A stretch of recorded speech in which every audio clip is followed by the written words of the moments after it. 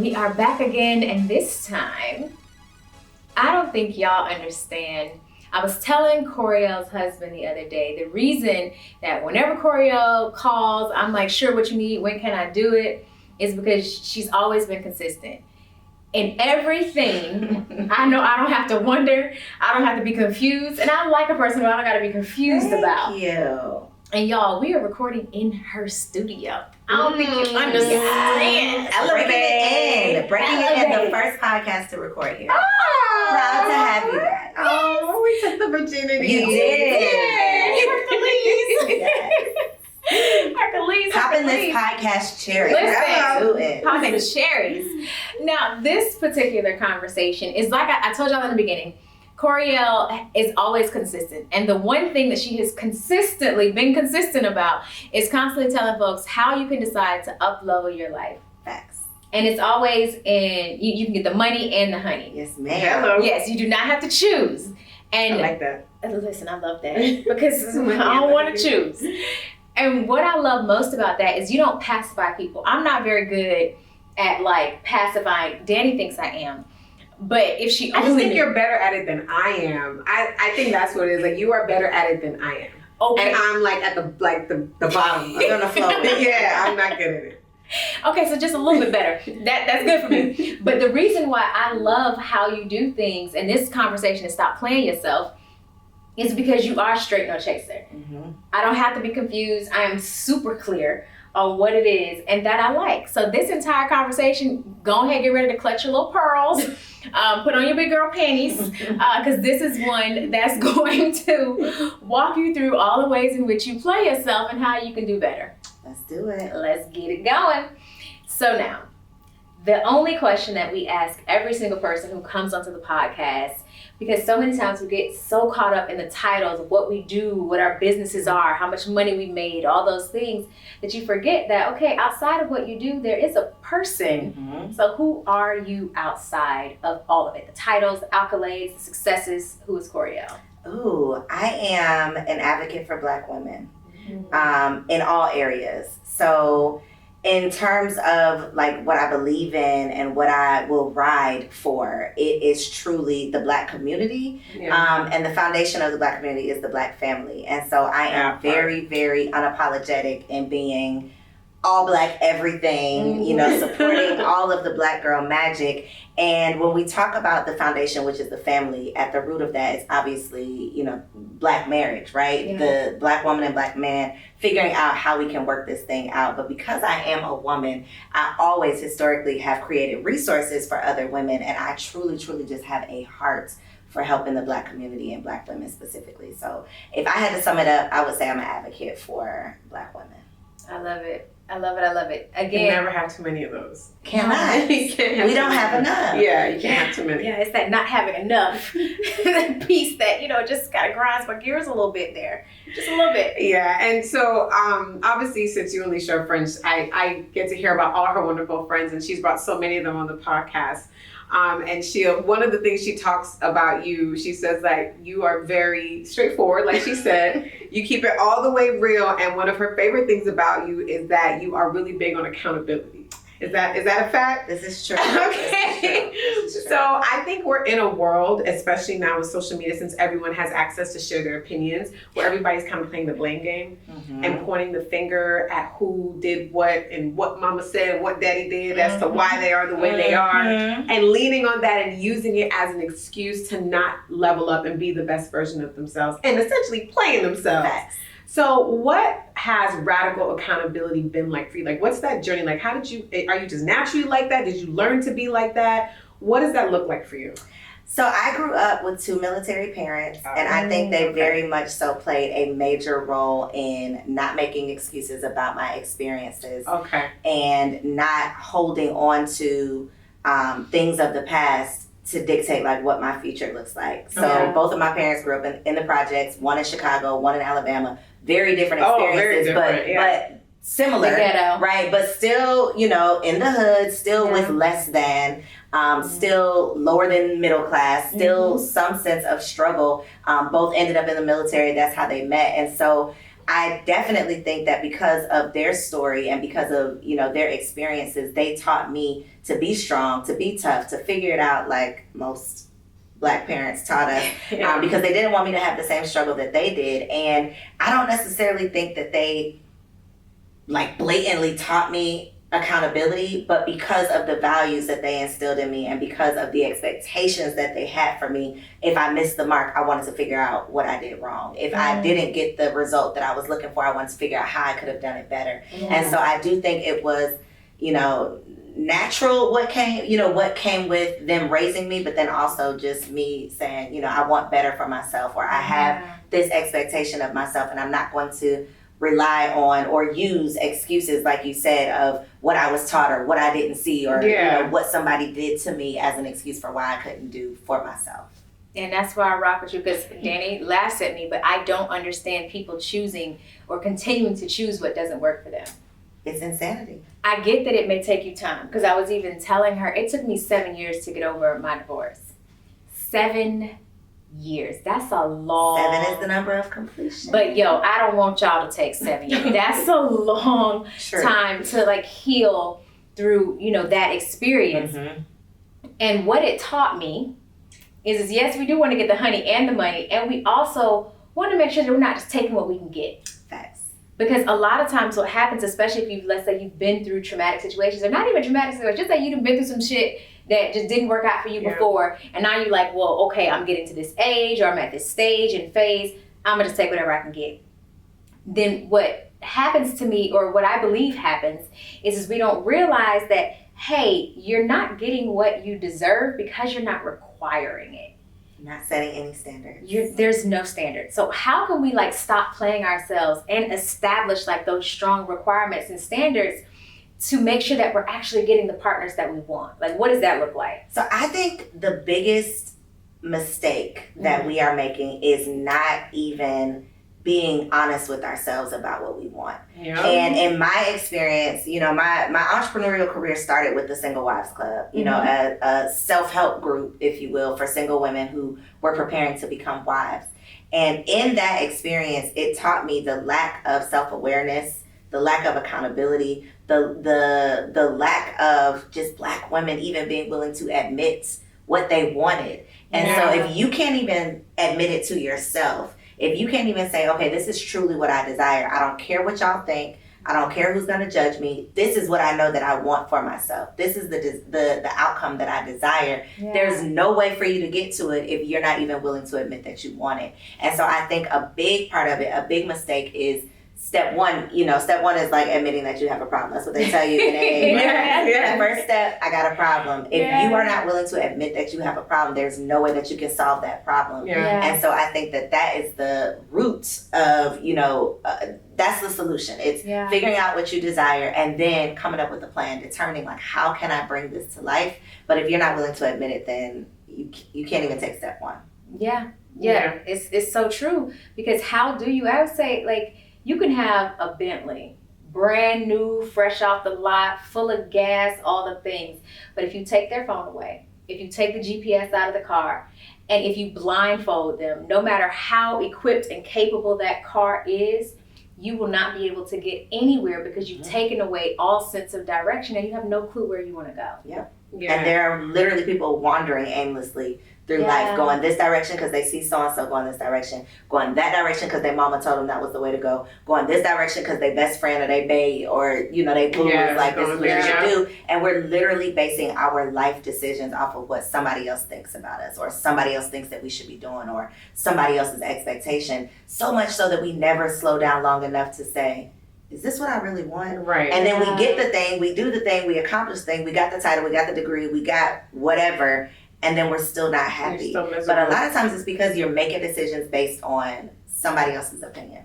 And you don't even realize that because you're so used to hearing their voice, you don't even know what your own voice sounds like. After a while, you're just like, okay, do I like that? Do I like, one of the things that I ask my clients, and I'm always so flabbergasted they don't know, is what do you like to do?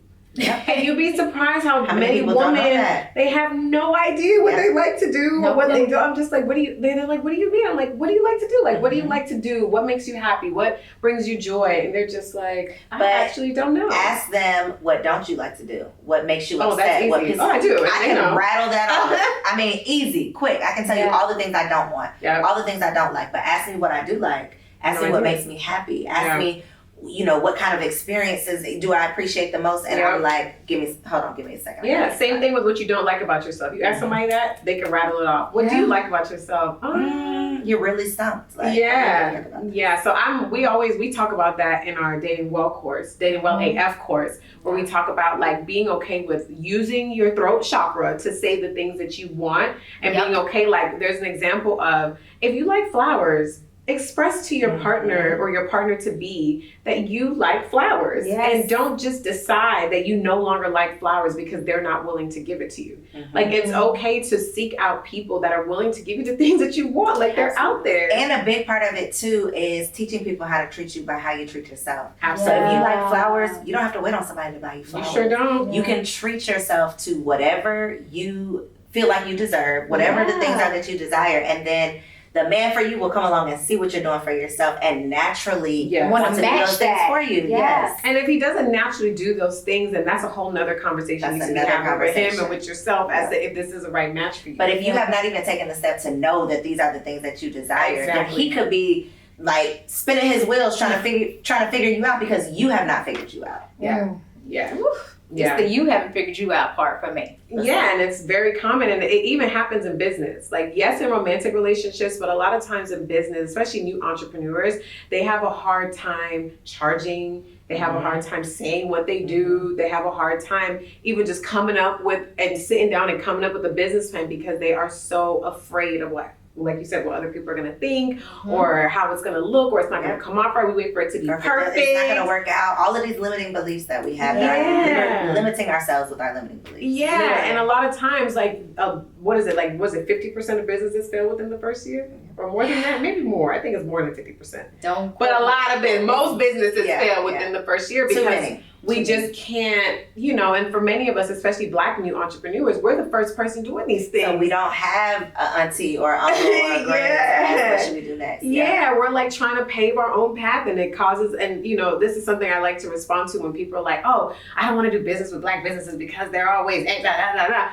And it's just like, also, there needs to be a little bit of grace accepted. I know it's frustrating, but you have to remember that a lot of these people, they don't have any prior knowledge. It wasn't granddaddy's business. Right. This is their first foray into these things. So that's just a PSA for people. Keep doing business with Black business owners, okay? Yes.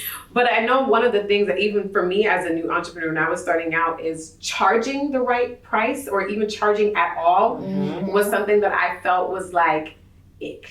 Like I was like, oh my God, like what? Like you have a conversation and then you're supposed to be closing that and then you're just like, okay, well we can just get started and I'll just do it for free. And you just give your services away, not realizing that that's also giving away your value. And I know from talking to Alicia that you are the queen of monetization, okay? She's gonna make her coins for what she's doing. So what advice would you give to new entrepreneurs who are starting out, who are having trouble charging the right price that really reflects their value? Like it's okay to charge. So your question is literally the answer that I have to your question, which is knowing your value. Yeah. So I think a lot of times, I literally have a young lady that's in my mentorship group right now, and she said, just like 2 days ago, she said, I have no problem, because somebody else in the group wanted to do an event. She was like, I want to get sponsors. I don't know what to do. And so this young lady was like, well, I don't have any trouble getting on the phone and asking people, to sponsor an event or to do X, Y, Z, but I despise sales calls. She was like, I cannot do sales calls, but I have no trouble doing sponsorship calls.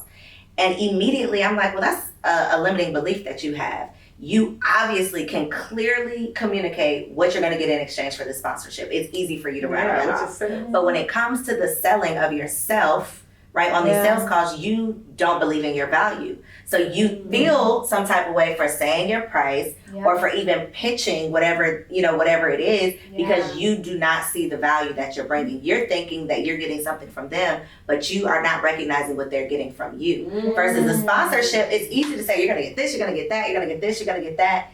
it's easier. It's clear. You can clearly define this is what you're going to get in return. And a lot of times we have not clearly defined the value that we're bringing. And so if you get clear about not you're going to get a call and a workbook and because those are the features. That's not truly like the benefit. That's not the benefit. That's not the transformation that you're going to experience when you come into my world. When you join this program, you're going to be a new person, right? Yeah. But if you have not defined that newness, if you have not defined that value, if you have not defined that transformation, then you're going to be tongue-tied when it's time to name your price. Somebody. Ooh, that is good. And two, I always say the reason you're having trouble is because you don't believe you. Facts. Yep. You don't believe you yet. And you know when somebody's telling you something that they don't even believe.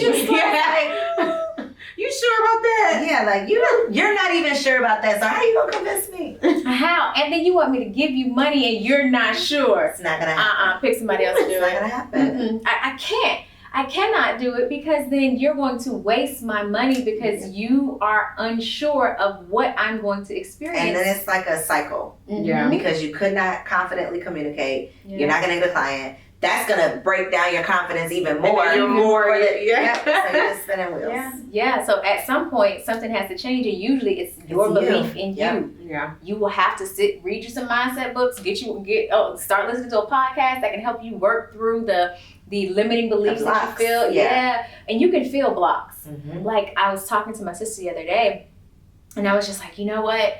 I can feel this block releasing. That's good. This block around making money in this new venture, this block around my ability to bring in the exact type of love that I want. Not the perfect type of love because I don't expect perfection, but the type of love, that I want. You desire. Yeah, that I desire. I was like, I can literally feel it dissolving and releasing because there's no more fight. There's no more strain. And it brought me back to the saying that you are the average of the 5 people that you're around.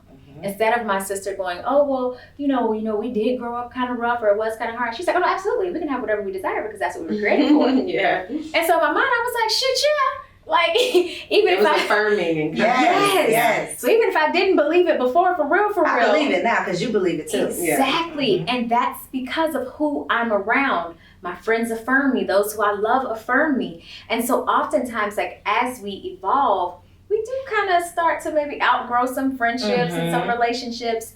But what are some of the challenges that you face as you have been curating your inner circle? And then how have you also to begin to make those new friends as you needed to evolve being an introvert? Because y'all, she's a grade A introvert. I am. I really am. So it's so funny you asked that because last year was a traumatic year for my adult friendships.